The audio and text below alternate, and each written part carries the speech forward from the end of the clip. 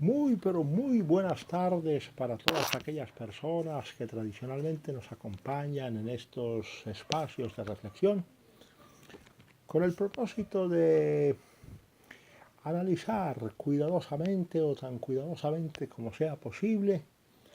las consecuencias de los grandes acontecimientos que generalmente ocurren tanto en Colombia como en el mundo. En esta oportunidad tengo que transmitir sin absolutamente ningún tipo de ambajes que una inmensa mayoría de colombianos, un importante sector de la opinión pública colombiana se encuentra profundamente indignada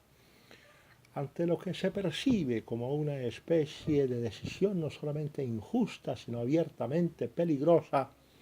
para la institucionalidad, como que la comunidad en su gran mayoría tiene la convicción de que el señor Jesús Santrich efectivamente incurrió en la comisión de delitos posteriormente al 1 de diciembre del año 2016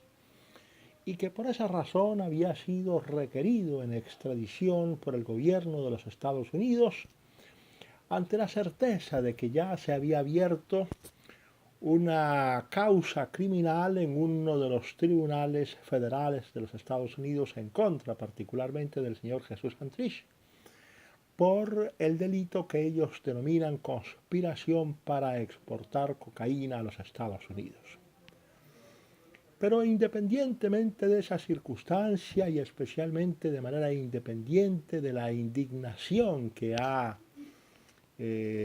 manifestado con rotundidad, con contundencia el pueblo colombiano, en su inmensa mayoría, tenemos que decir varias cosas que de alguna manera tocan el proceso de paz que se celebró en La Habana en los años previos a 2016 y naturalmente la firma del convenio de paz celebrado en La Habana durante el año 2016 y lo que siguió posteriormente, es decir, la omisión de unos requisitos importantes que el mismo acto legislativo número 1 del año 2016 exigía para que se pudiera, o mejor, para que pudiera entrar en vigencia ese acto legislativo. Sin embargo, los colombianos aparecen algo confundidos porque desafortunadamente ha ocurrido lo que muchos temíamos que ocurriese más temprano que tarde frente a lo que se conoce aquí como la Jurisdicción Especial para la Paz. Sentíamos el temor y esa fue la razón por la que más del 50% de los colombianos votaran negativamente el referendo de la paz, de que la Jurisdicción Especial para la Paz se convirtiese, como efectivamente se ha convertido, en un tribunal que está permanentemente dispuesto a garantizar no la administración de justicia como tampoco a amparar los derechos de las víctimas de los múltiples delitos que se cometieron durante el conflicto armado colombiano, sino desafortunadamente la Jurisdicción Especial para la Paz ha sido constituida, ha sido formada e incluso por personas de nacionalidad de otros países, por extranjeros, con el propósito exclusivo de garantizar la impunidad que se pactó entre el señor Humberto de la Calle Lombana como negociador del gobierno de Juan Manuel Santos y la cúpula guerrillera en la capital cubana. A nosotros nos parece que ese juego es altamente peligroso, como quiera que no solamente desestabiliza las instituciones políticas de este país, sino que nos coloca y prácticamente nos entrega una parte importante, fundamental del Estado colombiano, una parte importante de sus instituciones, a lo que pudiéramos llamar la izquierda irracional o la izquierda radical. Porque aquí es evidente que no estamos tratando con la socialdemocracia europea, ni tampoco con partidos socialistas, que estén abiertamente o que sean abiertamente favorables a un sistema democrático en donde se respete fundamentalmente la libertad de los individuos y especialmente se garantice el ejercicio pleno de los derechos humanos de las personas que pertenecen a una asociación colectiva, como en este caso particular sería el Estado colombiano. Lo cierto es que se entregó a las Fuerzas Armadas Revolucionarias de Colombia, que hoy se denominan Fuerzas Alternativas Revolucionarias del Común, un sector importante de las instituciones y además se permitió que 10 curules en el Congreso de la República, es decir, 5 senadores y 5 representantes, pudieran sentarse en las bancas del Congreso de Colombia para poder expresar no solamente su opinión, sino participar con voz y voto en una decisión tan importante o en decisiones tan importantes como aprobar actos legislativos reformatorios de la Constitución o actos legislativos simples que de alguna manera en cualquier momento pudieran no convenir a la sociedad colombiana o simplemente pudieran servir para el juego que ostensiblemente tienen de desestabilizar las instituciones y especialmente de desestabilizar el presente gobierno. Sin embargo, para poder comprender lo que fundamentalmente quiero transmitir a través de estos espacios de reflexión, nos obliga a hacer también un análisis retrospectivo sobre las reformas constitucionales tal como ellas estaban concebidas tanto en la Constitución de 1886 como están concebidas actualmente en la Constitución Política de 1991. Y la razón por la cual yo personalmente considero,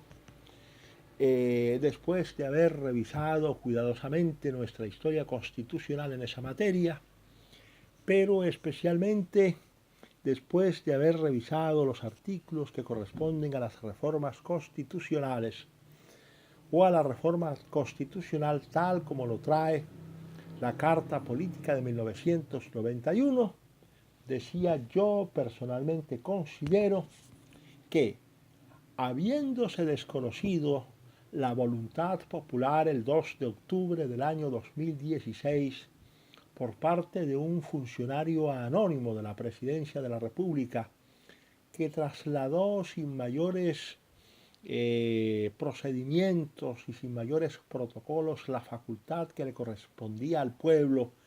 al Congreso de la República, para que el Congreso de la República a partir de ese momento pudiera refrendar lo que el pueblo no había refrendado,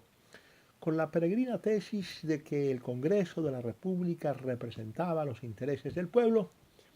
Es necesario entonces, repito, que hagamos una especie de análisis retrospectivo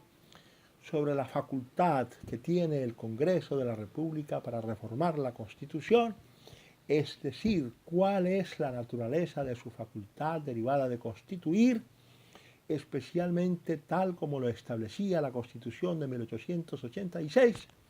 y también es necesario que establezcamos con claridad cuáles son las facultades que tiene el pueblo colombiano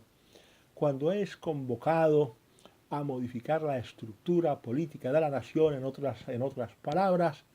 cuando el pueblo colombiano ejerce su función originaria de constituyente o su función originaria de constituir. De tal manera que dejo simplemente esbozado el tema que voy a tratar en el segundo acápite por entregas que estoy haciendo aquí, en donde manifiesto simple y llanamente que ya es evidente que en La Habana se pactó la entrega de parte importante de las instituciones colombianas a aquellas fuerzas que se autoproclaman como alternativas y que esas fuerzas alternativas utilizan la Jurisdicción Especial para la Paz como un mecanismo para garantizar no solamente su impunidad, sino el tránsito hacia la búsqueda de una desestabilización tanto de las instituciones políticas de Colombia como del propio gobierno del presidente Iván Duque Márquez. De tal manera, repito, que ahora nos dedicaremos a hacer un análisis retrospectivo con respecto a esas facultades del pueblo colombiano en materia de constituyente o de ejercicio de la función constituyente, cuándo la ejerce directamente, cuándo la puede ejercer directamente y cuándo y cómo delega esa facultad en el Congreso de la República o en una Asamblea Nacional Constituyente. Pero en este momento el conflicto que la propia Jurisdicción Especial para la Paz ha generado como consecuencia de su decisión de entregarle el país a la criminalidad no se puede resolver de otra manera que recurriendo al poder originario del pueblo, que en última instancia es quien tiene que decidir si ese acuerdo de La Habana es absolutamente legítimo y sobre todo si la Jurisdicción Especial para la Paz, tal como está actualmente concebida, es legítima o por el contrario no procede dentro del ordenamiento jurídico colombiano. Hasta aquí esta primera entrega, que repito será por acápites sucesivos y progresivos del tema al cual me quiero referir. Por lo pronto les deseo a todos muy buenas tardes y hasta pronto.